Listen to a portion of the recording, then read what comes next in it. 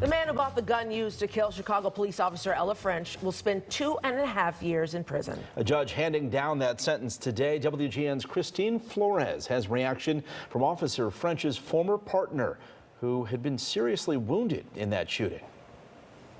That sentence was less than what the feds were asking. They wanted the maximum, which is 5 years for a straw purchase. Now, after the sentence, members with the Chicago Police Department spoke about their disappointment on the decision.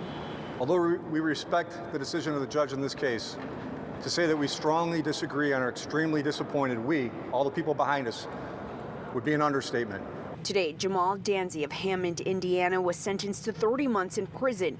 This after he admitted to purchasing the handgun that was used in the killing of Officer Ella French and critically wounding Officer Carlos Yanez after they conducted a traffic stop on a vehicle with expired tags on August 7, 2021.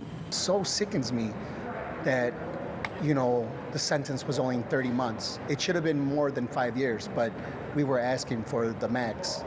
But it just sickens me and it hurts my heart that, I'll forever be challenged. We lost Ella, and Josh is going to live with not being able to work with his partner ever again.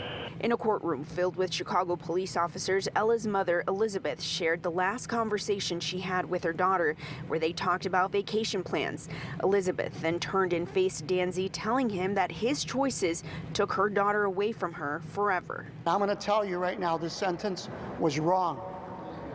What does it take to get a maximum sentence of 5 years for selling a weapon to a convicted felon that murdered a police officer and permanently disabled another officer? Danzy told the court he takes full responsibility for what he has done and that it should have never happened, sending his condolences to the families impacted.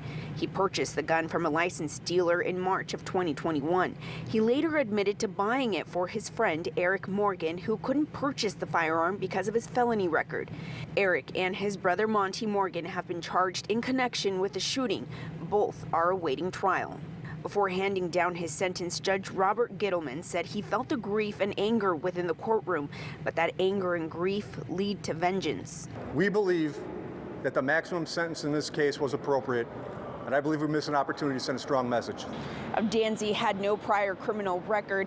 As part of his plea, he also admitted to purchasing another gun for a cousin who, like the Morgan brothers, was also a felon. Reporting from the federal building, Christine Flores, WGN News.